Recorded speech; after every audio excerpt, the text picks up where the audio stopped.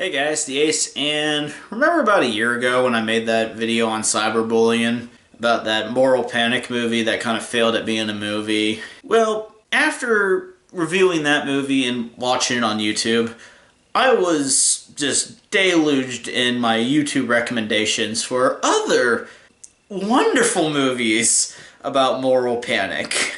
And I don't want to talk more about moral panics because they're kind of like it's like a really weird topic that also deals with politics, and I don't really want to delve into politics.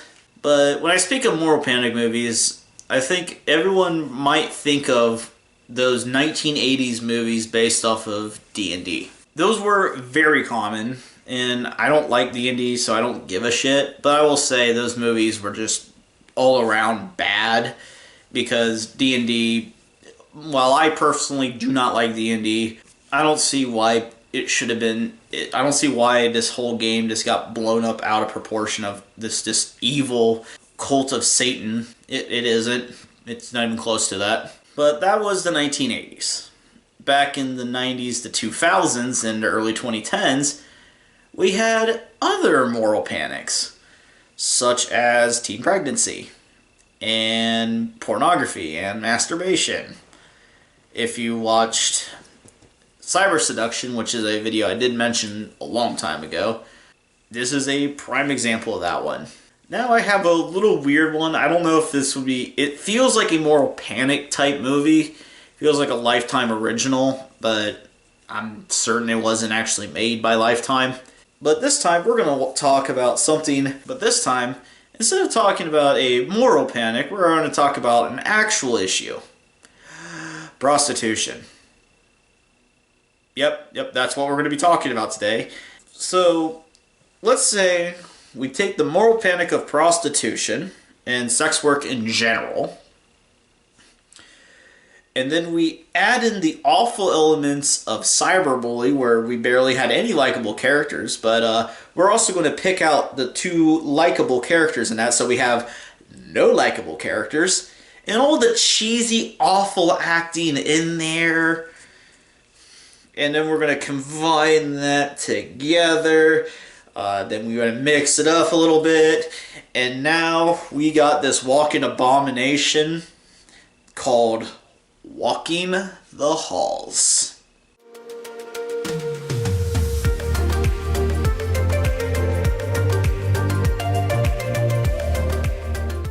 Okay, so what I know about this movie is very limited to what I knew about other movies, because I've only just recently watched this.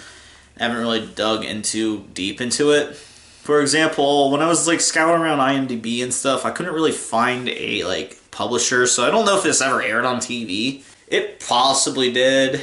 Now I did look, and it's on the Lifetime movie wiki, which yeah, that exists. But I'm not certain if it's a Lifetime movie or not. But it definitely feels and it fits all the hallmarks of a Lifetime movie. That is, really cheesy acting, really obvious morals, where you have the mother who's overly cautious and paranoid and is a bit invasive in their child's privacy, and you have the bumbling father that is with a laissez-faire attitude that doesn't really do anything. You have those, and then you have the teenagers doing all this immoral, bad stuff that the mom has to save them in the end. So, you know, the standard affair. But, for example, the same thing was said about Cyberbully, but that was an ABC Family movie. That wasn't not technically a Lifetime movie, but it fits the bill of a Lifetime movie. But what I do know about this was it was released in 2012, and it was basically released straight to video. I did find some ads for DVDs of this, and it was released on streaming platforms like Netflix and Hulu, probably. I don't know if it's even on those anymore. I don't care to look. But basically, it's a direct-to-video movie. It might have aired on TV, but I'm not certain if it ever did, similar to The Dancing Pumpkin. I'm not sure if The Dancing Pumpkin ever aired on television, or if it didn't.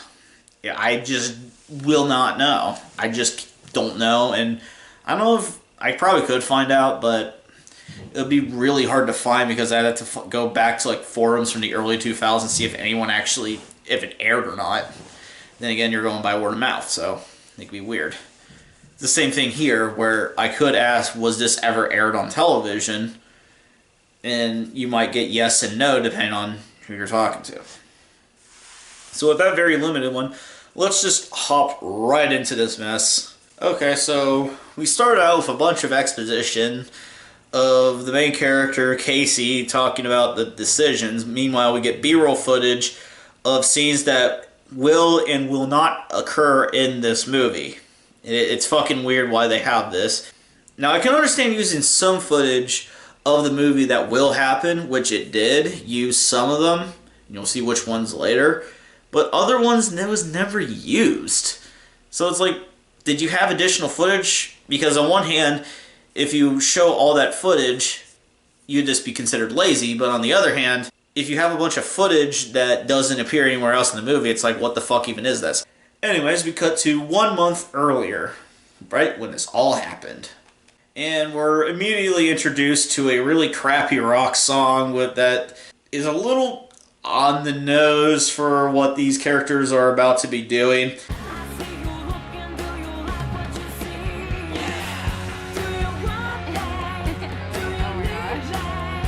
Anyways, the whole point of this entire intro is we meet Casey, we meet her friend, and Casey's kind of a nerd and is helping out her friend by checking her homework to make sure she did it right. Okay, so also this is Casey's friend. She is super forgettable. I don't even remember her name. She is super forgettable and she's just not really anything worthwhile. And now we meet the three main-ish antagonists. It's not really fair to call them antagonists, but I can't really call them protagonists either. They're just kind of... Two of them are really more background characters, as just like, not extras per se. They're named and they have lines. But they're both the girls that are involved. And you had the main girl, who is like antagonist, but also protagonist, I guess. I guess a protagonist in the sense of a story, but she's also kind of an antagonist given the actions she does. They always walk around with high-end clothing, expensive purses, and they act like arrogant, bitchy women. No, not even women. They're fucking kids at this point. Actually, no, I take it back. They are adults. And there is a line that makes it specifically clear that they are adults. But that's later on. Alright, so now I'm just going to fast forward through this main clip. Basically, the girls are trying to find another girl to join their club. And meanwhile, Casey's boyfriend breaks up with her, and her boyfriend's kind of an idiot as well. Too thick in the legs. Too thick in the legs. Boy, some people like them thickums out there, right? Anyways, I'm sorry. We cool? Cool? Yeah, if you want to date any of my friends, that's totally fine too. Date your friends? Yeah, I just want you to know it wouldn't bother me. Jesus, Now this scene right here just gives you a bit of the taste of the acting. Especially with this guy, I don't know what the fuck. I guarantee you, no one gave him any sort of direction. Because the lines he says, just awkward as fuck. But he's only in the very beginning scene and never shows up again, so, you just gotta wing it at this point, who cares? It's direct-to-video, who gives a shit? Alright, now we meet our main antagonist. That is Jack, who is a police officer. He's kind of in charge of the whole thing. And now we're introduced to Casey's mother, and she's involved. She's trying to run a restaurant or something. It's not important, really. It comes back in one conversation about another 5 minutes or so. And that's pretty much the last we'll ever hear of it. So, again, a lot of these pointless scenes all kind of pile up on each other in the very, very beginning that have, like, no correlation to anything else that follows. So, unlike a lot of other movies that I've watched that have a bunch of pointless scenes at the beginning, at least now the plot is at least getting started somewhat.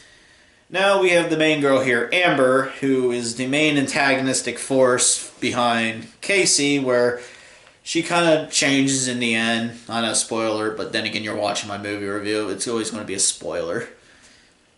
Now, here's where everything gets started. She now basically offers her a fake ID so she can get to the club. Hey, Casey. Hey, Amber. What's up? Oh, there's such a cute shirt, by the way. So we didn't find it. Nothing wrong, I guess. Well, Taylor, Kylie, and I went to the club if you want to with us. You're inviting me to go out, guys. That's new. I'll be before your cars at the same time. Well, just a two. Yeah, you can definitely tell they do not like each other, given how she tried to compliment her and it just completely fell flat, and just everything about this was just, ooh. One person that is trying to act normal doesn't know how to act normal, and the other person doesn't even like them, so it comes out as about as awkward as you can think of it. And I will say, if that was what they were going for, you kind of nailed it right on the head. I could really feel the fakeness coming off of one of the actresses as trying to be her friend, and the other one not buying it for a damn second. So I will say that is one positive I will give this scene, is that you can feel it. It feels more authentic of somebody that hates each other, of two people that do not like each other, especially one hating the other, trying to play it cool. It's actually kind of good. No, you have to be 21 to get in there, and we're only 18. Oh, okay, good. Right there. Woo, they guarantee that they are 18, so woo, at least we're not underage doing this shit, you know? Which is good, because there's some other parts in this thing that would be really awkward if it wasn't, if they weren't adults. Take my email, and you send me a photo. I'll send you the ID, and then we'll go from there. Okay, I seriously doubt you actually wrote an email just by looking at your hand. You went like the squiggle marks right there, so I guarantee you she tries to send an email address, but she has no fucking idea what she's doing. She just asked me if I wanted to go with her to Gold Bar. She's gonna get me a fake ID. You're kidding.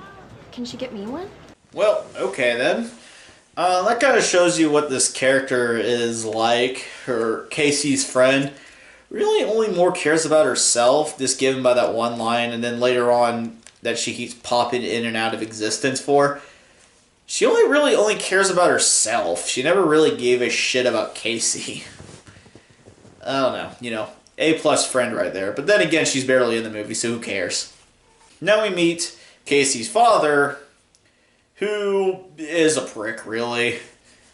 Now him and his wife are now having another goddamn argument over the restaurant idea, where he is just not budging on this entire thing, where he does not want to end up having to subsidize and pay her friend for the restaurant, which I would have to agree it's a bit of a risky move to try to set up your own restaurant, because it could just utterly fail and then now you're stuck with the bill. And it's most likely going to be him. He's going to be stuck with the bill since they're going to be arguing and he's not budging on any of this. So for this one, I don't know if we're supposed to not like the guy and feel bad for the girl, but at the same time, if my spouse came with me with, oh, I want to run this new restaurant, she needs funding for it, I would have to say, well, no, I'm not going to be paying this because I don't have much faith in this.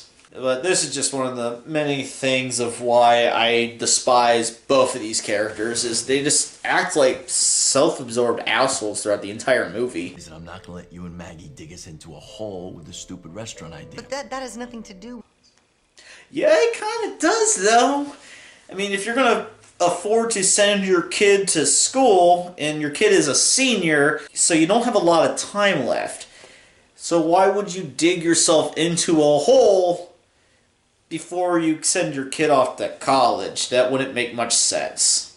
So I have to agree with the guy here. Okay, so remember that line where he says, I'm not letting you going to flush our money away with a stupid restaurant idea. Just keep that in the back of your mind, because it will come into play later about this guy's hypocrisies. Okay, so after I don't know what kind of deliberation she was thinking, she agrees to go to the nightclub with the other girls. Let's rave.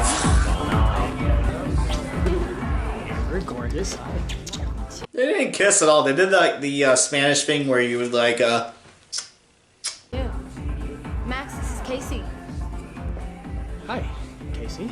Jesus, dude, hide your erection, or at least try to hide your erection.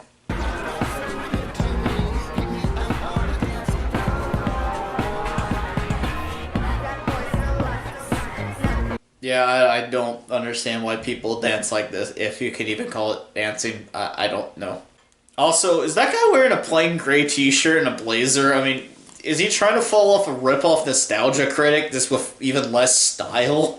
There's also just, for whatever reason, especially in the first half of this movie, there's just a lot of this awkward staring at each other. It's kind of unsettling at points. Okay, so not a lot happens in this scene. I'm just now skipping a lot. Basically, she gets heavily intoxicated and she starts falling for this guy. She has really no idea what's going on, while you have the cop who is in charge of this whole operation here, kind of now just overseeing everybody.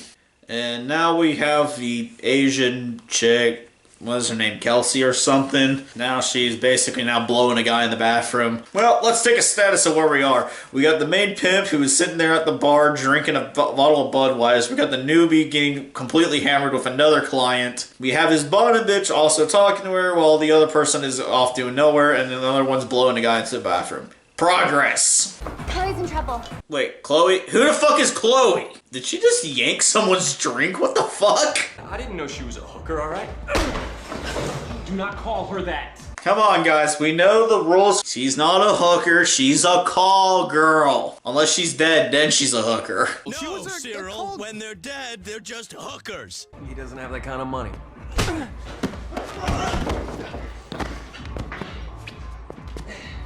Alright, so we're just going to physically assault the guy. I mean, then again, is he going to go out and tell the police? Because he would be soliciting prostitution, so yeah, you basically do what you want at this point. Did he just forget about the other one that's in the bathroom now? Expert management of the women here.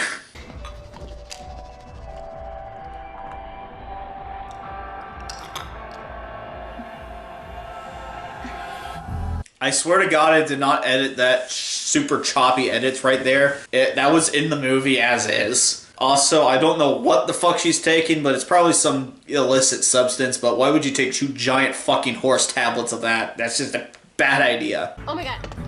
I love this song. I love this song. No. No, I do. Really. You want to get out of here?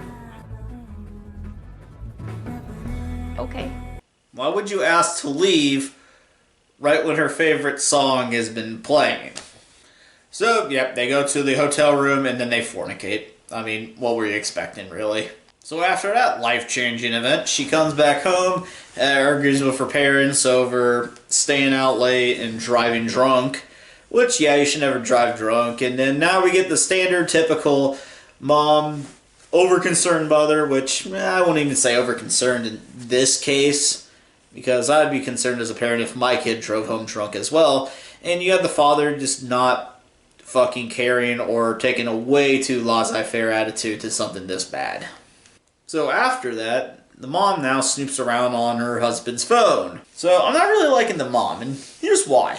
She comes out, she's just so full of herself and constantly arguing over money, and now she starts snooping through her husband's phone. So, you know, I'm not liking this person at all. But to be fair, I don't like her husband much either, because he's just kind of an arrogant prick. She just said that she misses you. It's probably a wrong number or something. Okay, that is the lamest excuse I've ever heard. So, yeah, it's kind of obvious he's cheating on her. Where off guys after Jeremy? Holy crap. Like, you can't compare idiotic high school boys to adult men. The difference between the little leagues and the major leagues. I wouldn't say this is a minor leagues to major leagues. You guys are literal prostitutes. These two things are not even comparable. This is like the NFL to the USL. National Football League versus United Soccer League. These are 2 different things here. That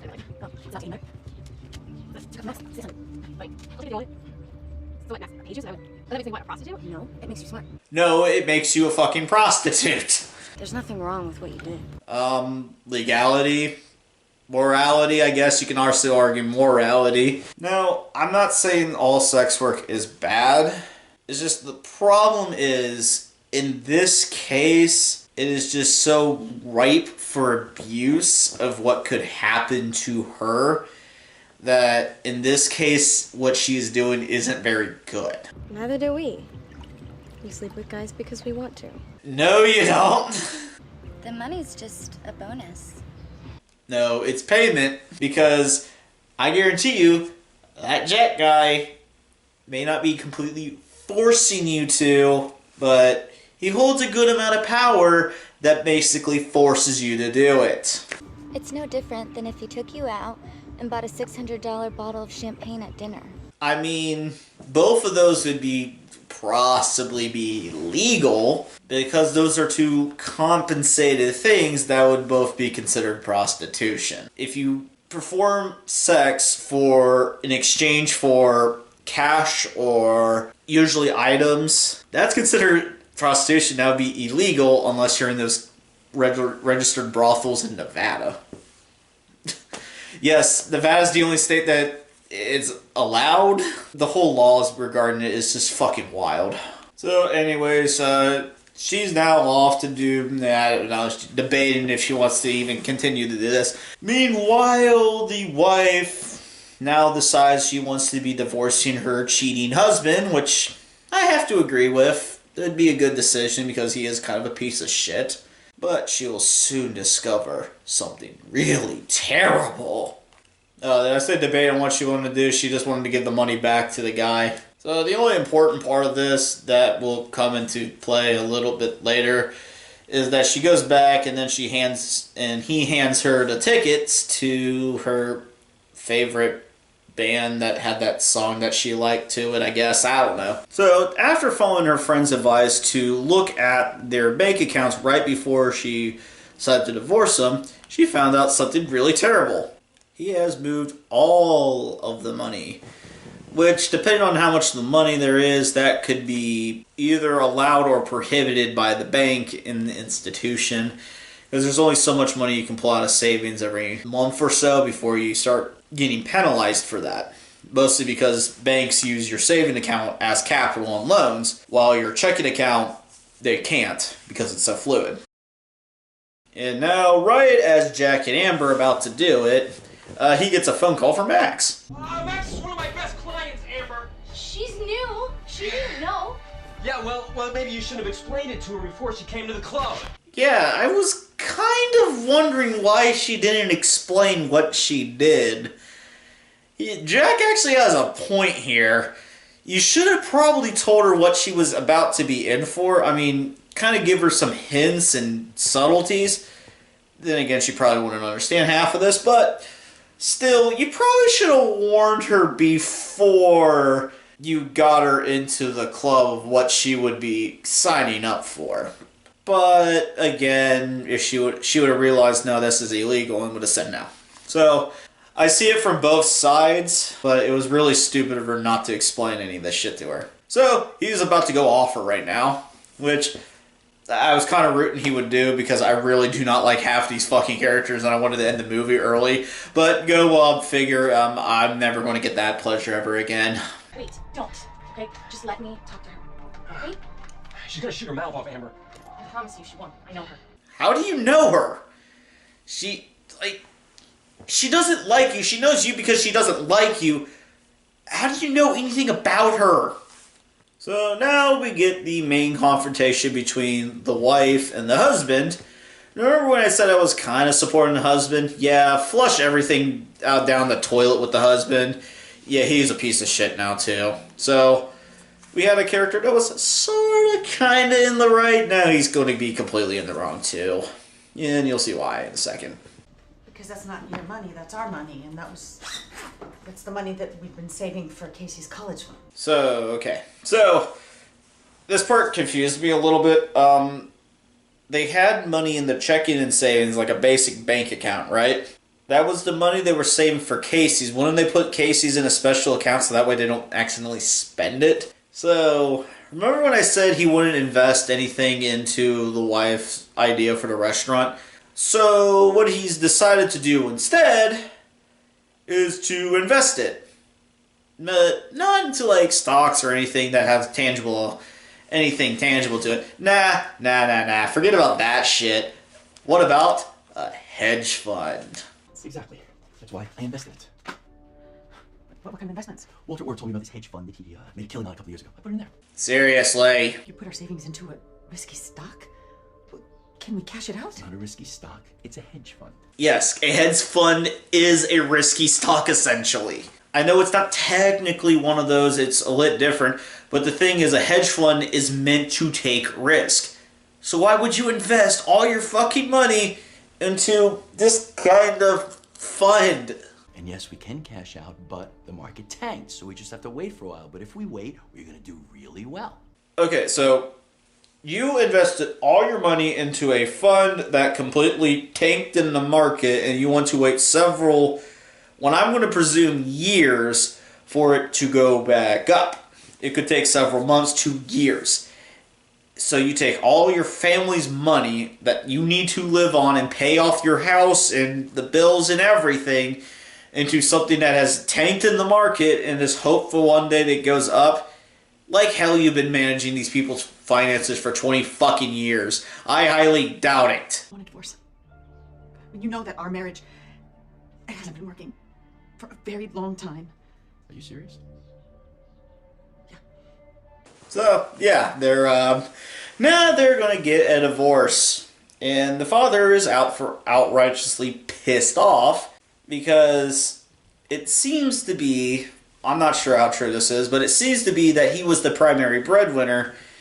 And if you know anything about divorces, the breadwinner of the family usually gets screwed over the hardest in a divorce. Because technically, she was right when she said that was our money. Because when you're married, it's technically both of yours. And dividing assets is always a messy process. And usually the man is the breadwinner. I say usually, it has changed in recent years, which is usually bad for the man because he would lose a lot of the money and a lot of the assets to the wife, who they came in probably on equal terms. And given how the wife keeps running into different ideas, I'm not sure if she has a job or if she has had one but then got fired. It is unclear about her employment, but it's implied that the father has a really high-end job and probably makes enough to where she doesn't even need a job. Yeah, so no wonder why he's rightfully pissed off that his wife wants to divorce him and now is trying to throw him out of the house that he's been paying for a while. But to be fair, he probably has enough assets where he could move out and find a place to live for a while. It would be easier on him. But at the same time, you shouldn't have to move because of your wife wanting to divorce you. So it's a really sticky situation. And now you want me to leave? You're the one that wants out of this marriage. You're the one that thinks you're too good for the man. So why don't you get out? Bro, let go of her. There's no need you need to grab onto her like that. Wait, Christopher, stop it! What? Just get out! Stop it! Oh no. Two assholes hit each other? Shocking. Okay, now she's probably gonna run and tell the cops. So yeah, this argument ends accordingly, with two people giving into their aggression and one running away like a little bitch.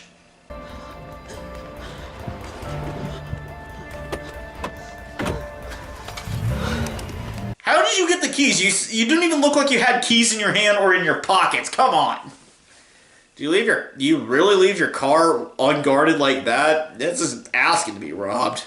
Then again, they are in a nicer neighborhood, so it's probably safer than it was where I live. So after that dramatic scene, I don't know why the fuck Casey's here. It's not really explained why she ever showed up to this place. I don't know if she's trying to clear her head by going to different landmarks, or they just had bonus footage, or this was actually going to be a plot point. But it just seems really weird she would go here of all places instead of just reusing another location, so you take that for what you will. Anyway, she comes home and sees the aftermath of what happened.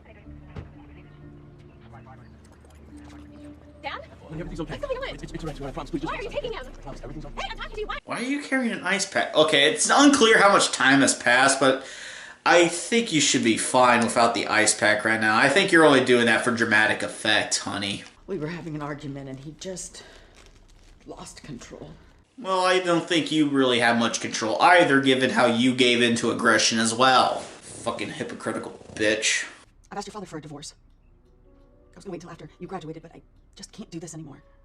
I'm sure Dad feels really sorry for what he did. I mean, can't you guys try to make up? Yeah, that's kind of not how a divorce works, though, honey. Yeah, it's... They've been doing this for quite a while. Are you saying you don't have any money left? I'll take care of us, I promise. How, Mom? How are you going to take care of us? Having Dad thrown in jail? I bet you enjoyed that, didn't you? No, that's not true. Okay, did you? That's terrible. Did you have to call the cops? No. But you wanted to humiliate him in front of the entire neighborhood, didn't you? I'm out of here. I kind of think you did, though, given how fucking awful of a character you are. I mean, she does bring up a good point. He took away all your money, so instead of making him give back your money, you had him thrown in jail. Yeah, I mean, come on. I guarantee you, she is going to neglect the fact that she also hit him. But to be fair, he shouldn't have been grabbing your arm like that. So really, he's more at fault here because he shouldn't have been grabbing her arm. But then she literally hit him like that. Then that's what prompted him to do that. So, you know, he's more in the wrong, but she's not completely innocent here either. Meanwhile, she gets completely fucking wasted, which is something I also want to do at the same time, just to get through this fucking movie. Who's that? One of yours? Yeah. Excuse me. So after Jack yells at her to go figure out what the hell Casey's doing, the other girl, I think named Taylor or something, who looks like a fucking blow-up doll, is now getting basically necked by a super intoxicated guy. I have no idea what the fuck is going on here. And why is she looking like that? I have no clue. Oh, right, it's probably the fucking pill she keeps taking. Never mind. Well, did you have a second to go to a conversation? And I really wish I knew something like that. Especially after you. Listen, Casey, I'm not going to financially ready this. I can make 500 to 2,000 tonight. On these weekends, I can make 6 grand easily. I never have to wait on money, Casey. I'm ready. Yeah, she's kind of intoxicated, though. This shouldn't be the time nor place. But then again, she doesn't really care about her. So, hey, might as well drag her into your world now. How much for the whole night? $2 grand. 15. Okay, yep, two is good. Yeah, you're not gonna haggle your way out of this one, buddy. So she drinks harder and now is with them. But that entire scene made me thirsty. I don't know, guys. This movie's giving me a fucking headache. Just talking about this god-awful movie. I just hate this movie so much. I'm gonna need to take a break, guys.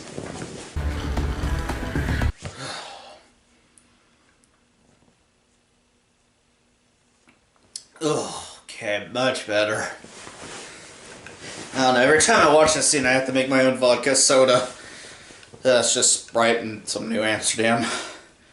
And some ice. God. This movie is awful, guys. Like I remember watching this for the first time. I had to take multiple breaks through it because it gets really boring to watch. And it's just no one is likable in this damn thing. And you'll see later the main character becomes unlikable even more so. So let's hop right back into this shit. So, you know, same thing she does with Max, but instead with this guy instead. Wakes up regretting every decision she ever made, gets paid, and goes home. You had me worried sick. You know I almost called the police. Oh, what for? So you can throw me in jail too? Okay, I did not deserve that. Well, I don't deserve to get waterboarded. I'm 18. If I want to stay out all night, I can. Casey. And now we get to the point where Casey becomes really unlikable. She now becomes really super arrogant and super bitchy, thinking she can just do whatever the fuck she wants. While her mom is still concerned for her. So out of all of them, the most sympathetic character is the mother, but just because she's sympathetic doesn't mean she's likable. Alright, so let's do a little rundown of all the characters since they're basically all introduced at this point. Let's do a quick rundown of all the girls and the guys in this thing. So we have the 4 main prostitutes who are all bitchy and overprivileged.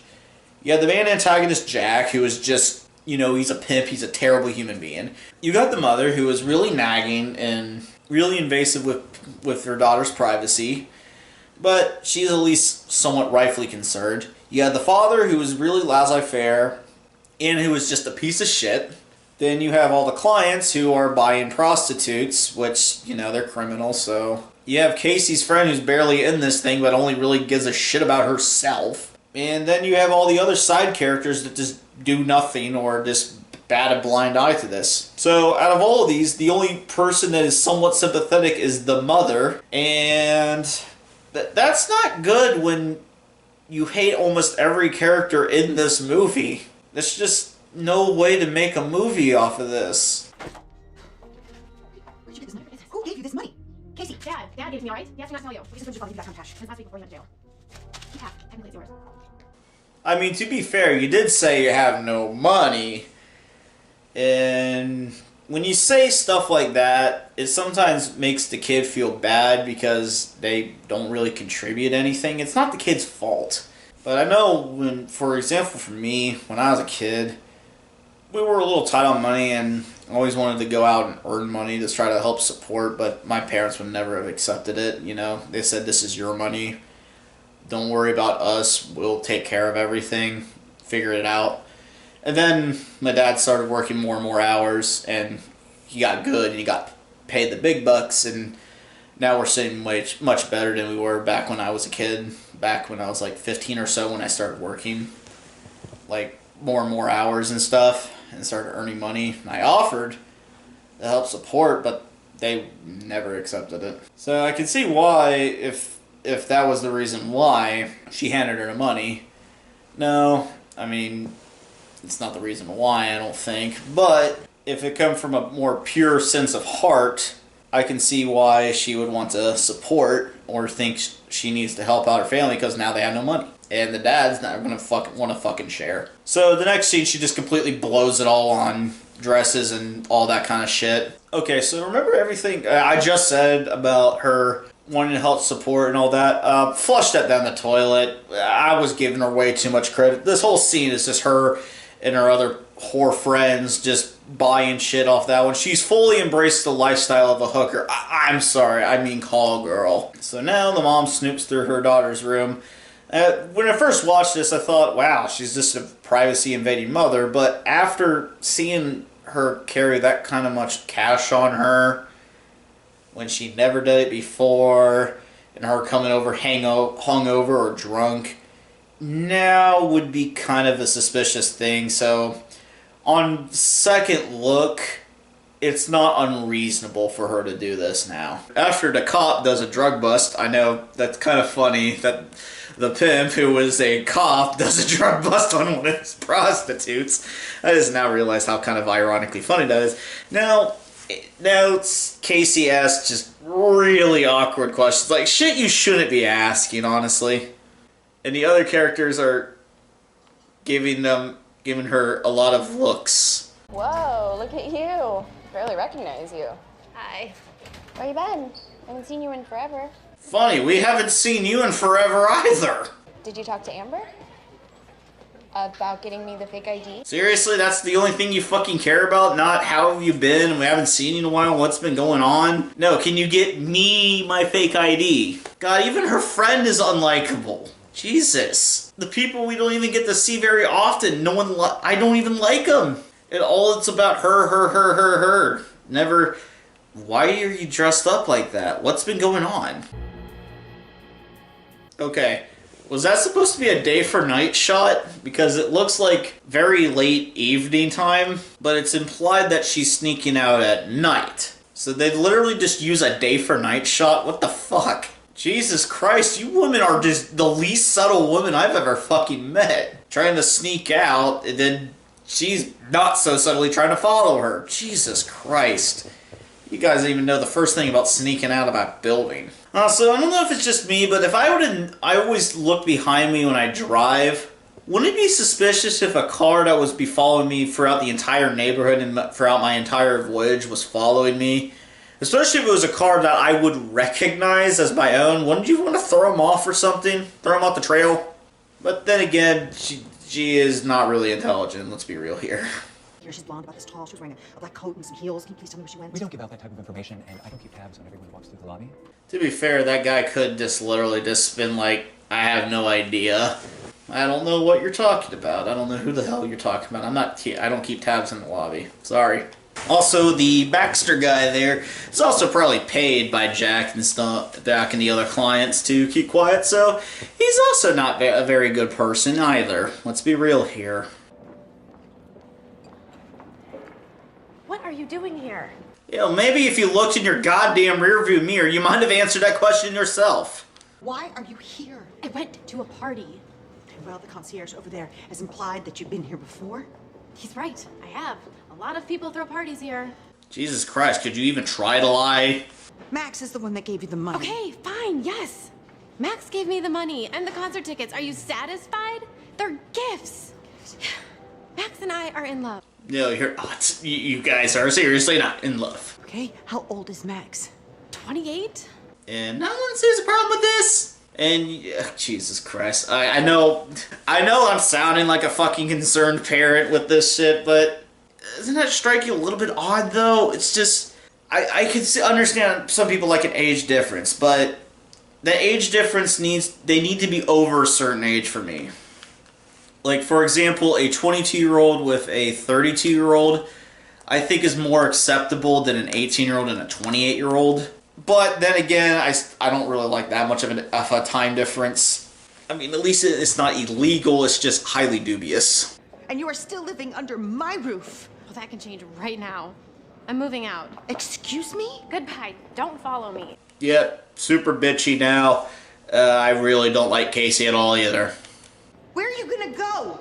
Yeah, she's got plenty of cash. Probably find another client to spend the night at. That would be kind of funny if she actually just walked right upstairs and said, hey, I'll pay, if you give me an extra couple hundred, I'll spend the night with you. Hi, it's me. Casey?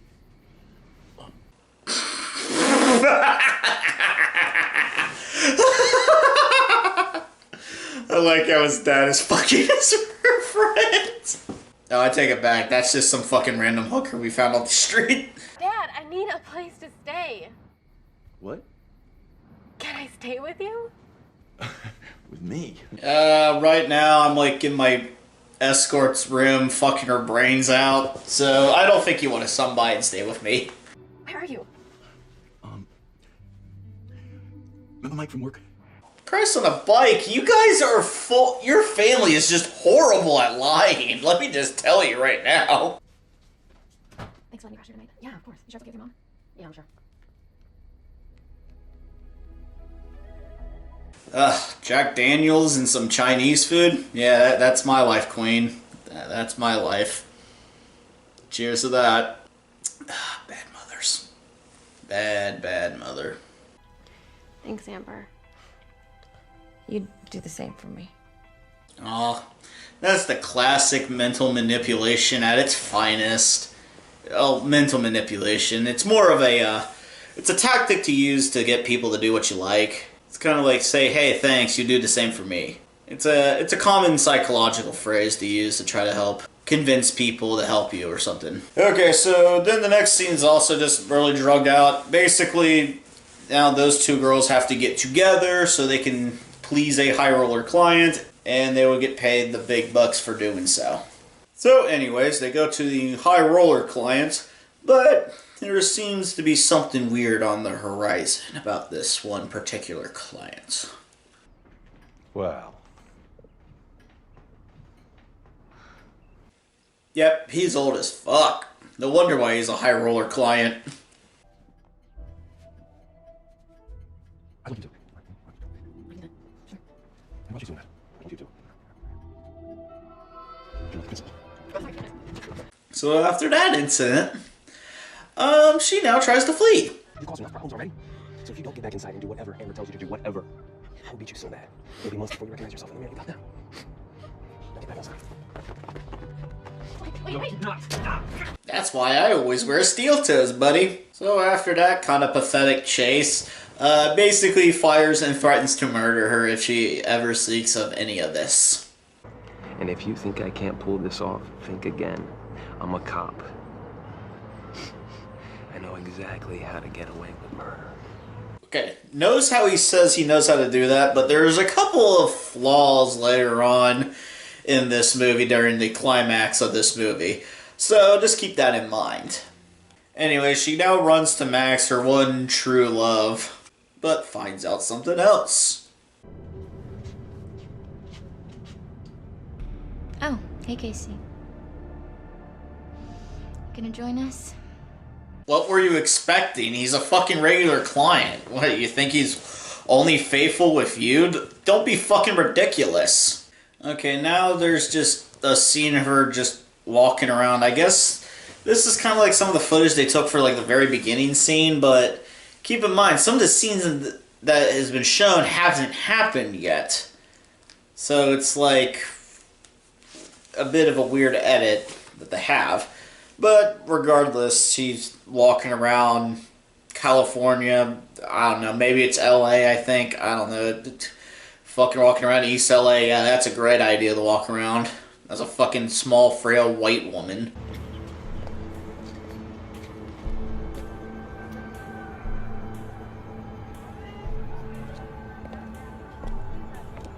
It's kind of funny though, because she looks like exactly like her. It's like she's looking at her future self if she goes down this pathway. I need you to come pick me up. Okay. Where are you? East LA, that's where I am. Oh honey, you're fucked. So after somehow tracking her down, but yet she still doesn't have her car though. But then again, if she would have went to pick up, she should have just went back to try to pick up her car. But then again, how far away were they? Because if she was far away but she didn't know where she was going, then that would be an issue.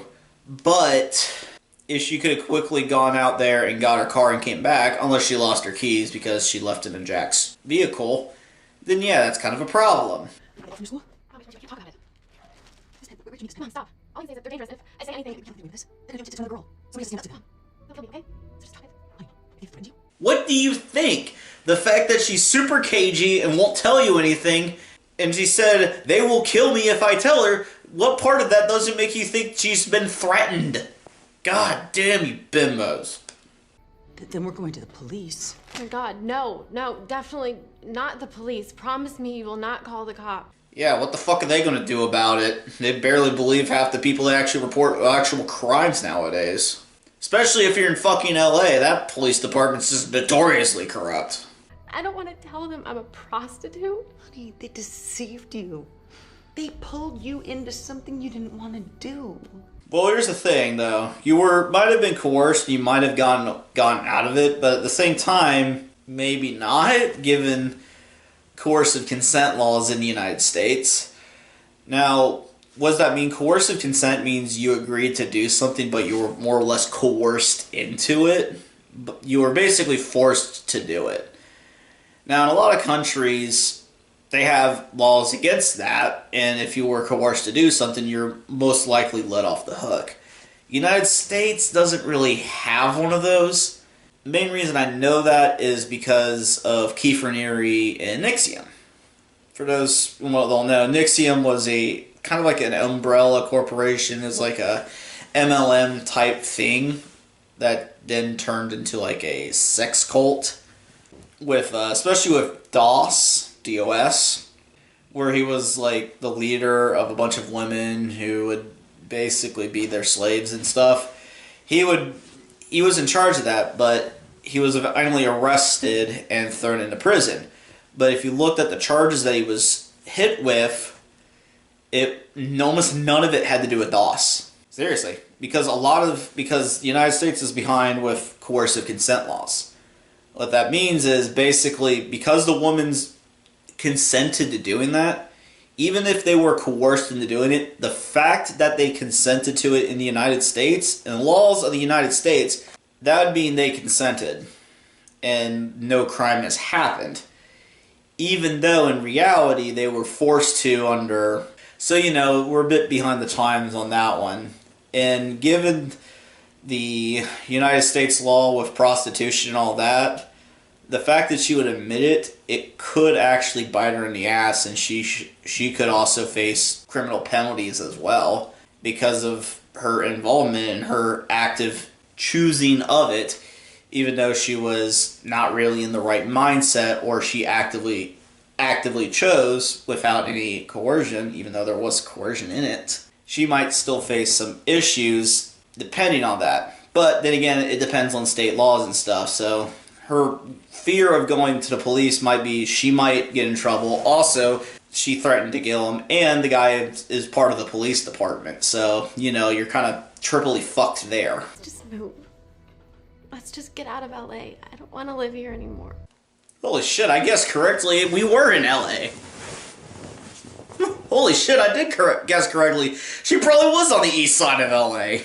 Surprised she hadn't just fucking up and left. Just up and vanished. Jesus, East LA is a fucking battle zone half the time. So, after they decide to move, she goes to the school. She basically wants to pull out her students, and then the mom tips off the school resource officer, if you remember, is Jack, that she thinks there's a prostitution ring going on around. And now comes the dramatic finale.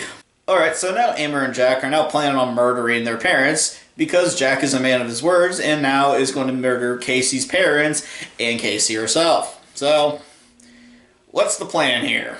Principal Jenkins is not gonna let this thing go until Casey names names, alright? She won't, Jack. I know her, okay? She's not gonna know anything.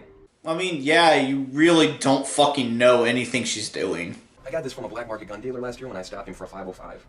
Forensics will trace it back to him. We can't just kill her, Jack. I can't? No! You know what happens if she talks, Amber? Dude, it's a fucking loose end, Amber. If she fucking talks, you are all fucked. Oh, come on. You talked to her. Please tell me the She asked me questions. I gave her the answers. I was totally interested in discussing details. Mom, we had to fix it. Did I miss you? I mean, there besides Jenkins. Oh, speaking of which, here they are. I think we have the answer to that question. Amber? Casey, I need to talk to you about something. About what? I need your help. Why? It's Jack. Something happened and he went crazy. Are you sure you want to talk to her? Are you sure you want to talk to her? Jack does not want to talk to you, and she's Jack's right hand. Honey, don't open that door. Just don't open that door, honey. Get me out here. Casey, who is it? Hey, it's my friend Amber. No, it's your coworker, Amber. Go, honey, run! Nope, do that, your mother dies. Come on, both of you. Stop. Let's go. Move it. That's why you don't go tattling. This is insane. Shut up. You okay? Amber. Given how he reacted to that gun, I'm not sure if he put any ammunition to that thing. Because if you pull back on the slide on an empty gun, it, kind of does this a little bit. Yeah, I actually do have a firearm for my own protection and stuff. You always keep it empty. But if you put an empty mag in and you pull back on the slide, it usually auto ejects like that. And you have to typically like close the slide for that to happen. But given how he did it, pull back on the slide, I don't think there's any ammunition in there. Just saying.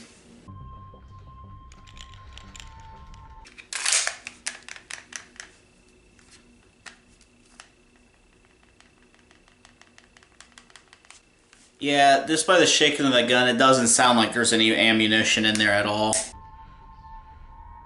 Don't look at me like that. Okay guys, I'm going to quickly dub over this scene of me talking about eye contact in these type of situations. So originally what I heard was you should always want to try to make them look you into the eyes because it can help make this bond. But after doing some research, I've seen that some people are saying that, but other people say don't, because it can be seen as threatening or as you're challenging them, which can be true. So I think the true answer lies somewhere with you can try this, but keep in mind it could get you killed. So the true answer is it's very situational. Having a lot of eye contact can help you, especially if the person who is like taking over, the hijacker or the kidnapper, is very nervous, anxious. You can see fear in their eyes. You can probably take that to your advantage and be able to get out. However, if the person is much more cool, relaxed, you probably don't want to try that because they would view that more as a threat or as a challenge. And if they're willing to kidnap you, they're probably willing to kill you too. So the true answer in this situation, and God forbid anyone ever get into this situation, is to read the perpetrator, read their body language, their posture, their actions, their words they're saying, and look, not like force eye contact, but look into their eyes a little bit and see if you see fear or not fear. Because if you see fear, you can probably force eye contact and get away with it. But if they're not afraid, then it's probably not going to work. Again, God forbid anyone ever gets in this situation. So while the two girls are trying to force the other girl to look him in the eyes, Jack's on the way to get the father. Why do you want to ruin your life for that creep? Because I'm into creeps, okay? Yeah, sure you are, honey. God, I see what you mean about her. She is a real pain in the ass. Jesus Christ, that's not how you hold a fucking gun. I run a very high-class escort service. Hey, I got an idea. How would you like to spend the evening with one of my girls? Oh, thank you. I know, there's one in particular I think you might be interested in. Her name's Casey Benson. I know, right? Surprised? She's one of my top performers, seriously. She's one of your top performers. No. That's an obvious lie. Untie us. I can't. Yes, you can. You can. Come on. Come on, just give me the gun. Yeah, honestly, she will. She can't. She can't shoot him. She's been talking to him way too fucking long. They've been talking for what seems like well over 20 minutes. She's most likely not going to do anything bad to them, so might as well help them. In fact, if you weren't stalling around for 20 minutes, y'all could have just escaped and set up a trap against Jack. I promise I will not let him hurt you. But I'm the only one right now that can actually save your life. I mean, debatably, yes. I think she's the one that might know how to get out of a situation like this, given how her daughter is an absolute dumbass, and you have no idea what you're doing either, so I guess the mother is the smartest one in this scenario. Go figure.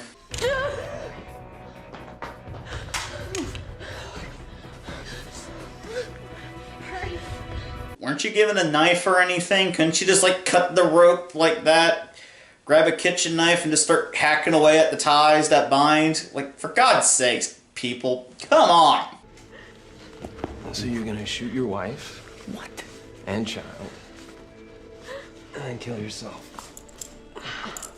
So how the fuck did he was able to do that while you tie up his arms and legs like you fucking hog tie him? See it every day. No, you don't. You see your strippers giving head every day. Who's they? The police? That's my business, Mr. Benson. I know exactly how to stage a crime scene. Okay. So you know how to stage a crime scene, right? But you had a revolver. Revolvers typically don't shoot what I'm assuming is a 9mm caliber. They usually shoot from what that looked like is a .38 special. So any forensics person can take one look at that and say, alright, the cartridge found on this body was a revolver, but if she would have shot him because they moved, you would see a 9mm caliber instead of the revolver, and that would be kind of fishy, because if it was a murder-suicide, why would you use two different fucking guns? That would just make zero sense. So, yes, expert crime scene setup there, buddy. Can we just do this and get out of here? Do none of them notice that they're untying themselves? Are they just blind? Please, I'll give you anything. I'll sell my house. I'll give you everything I have. Please, just don't do this. No. Okay, look at the way she's holding that gun. You're gonna have horrible inaccuracy. That's not how you hold a gun.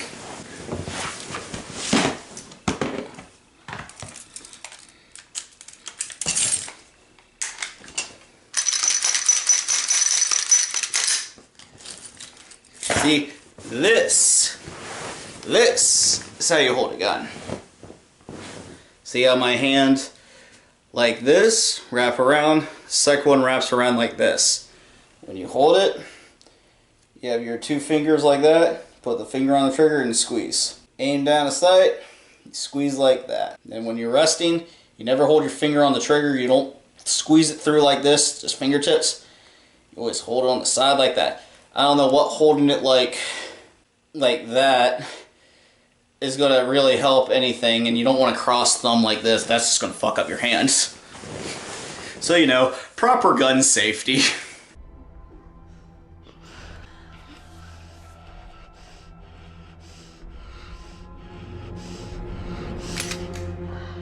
See, right there, did I really think it was loaded?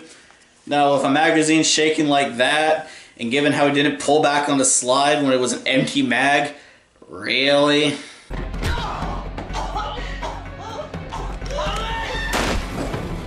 Seriously, how do you miss that? Something like that? You're supposed to be a cop. You should be able to shoot something like that. Okay, so he dropped the weapon. He's easily being able to fight her off. Trips her up and... Dude, get the gun. What are you doing? Get the fucking gun. It's on the ground right there. No, you're just gonna strangle her?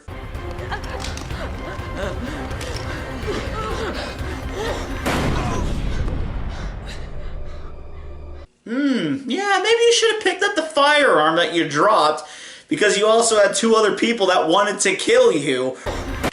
You don't hold a gun like this. This is teacupping it. You don't hold a gun like this.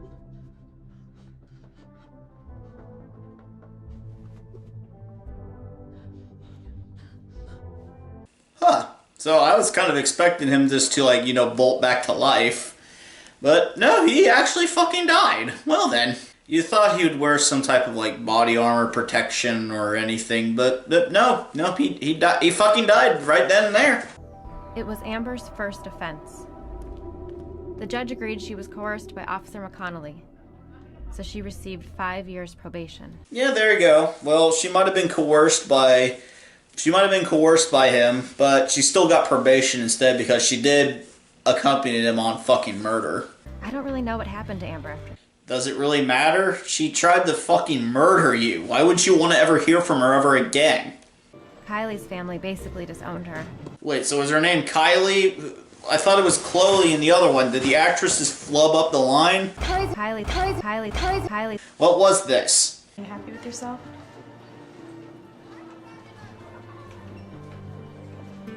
Yeah. Why wouldn't you be? You had a fucking madman that wanted to murder you, fucking pushing up daisies now. Well, I'm glad that interaction was worthwhile. As for me, I left home that summer to attend Whitendale, and I never looked back.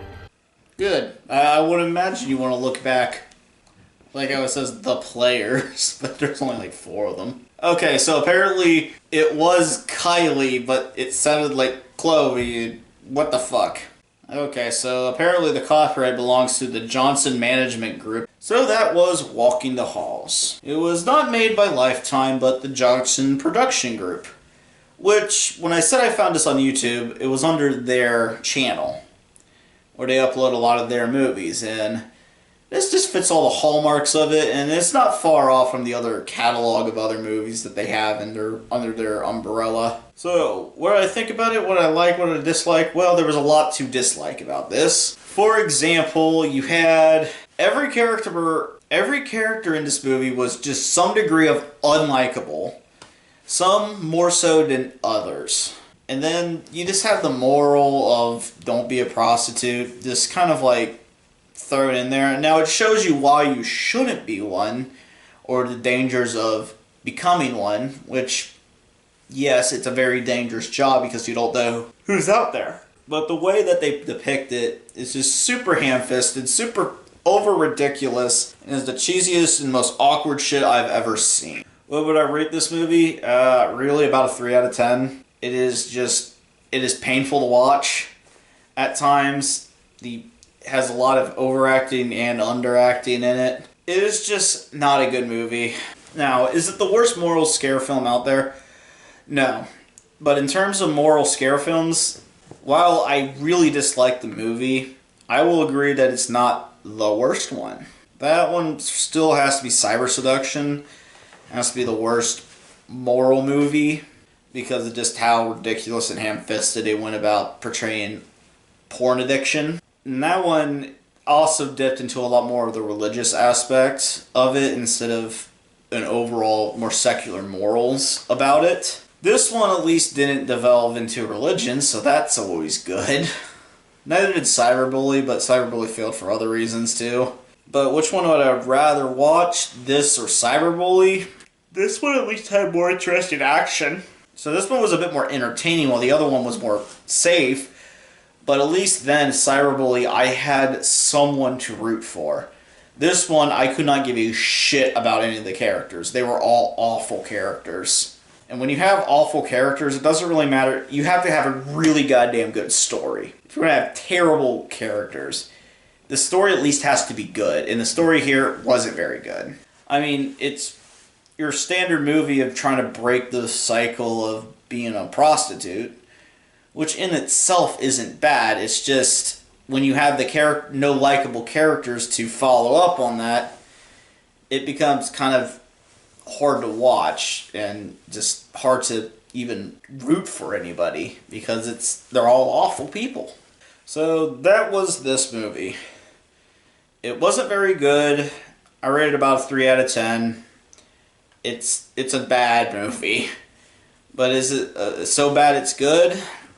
Not really. That's kind of why I think Cyberbully is a tad bit better, because it gets to the so bad it's good part, especially with some of the acting in it and some of the line deliveries and stuff. Here, I was mostly bored and just infuriated watching throughout this entire movie. So that's where I stand on this one. Now, speaking of unlikable characters, I think I'm going to do something special for February. If you remember February, I did a lot more with the anime type of things. And there's one out there, a show I really like, but none of the characters, except for 2 characters, I like in it. But I like the show somehow. What could that possibly be? I'll give you a hint. It's one of the raunchiest animes out there. Where it's so raunchy that its society itself has banned all raunch altogether. Oh yes. I want to quickly review why I like the show.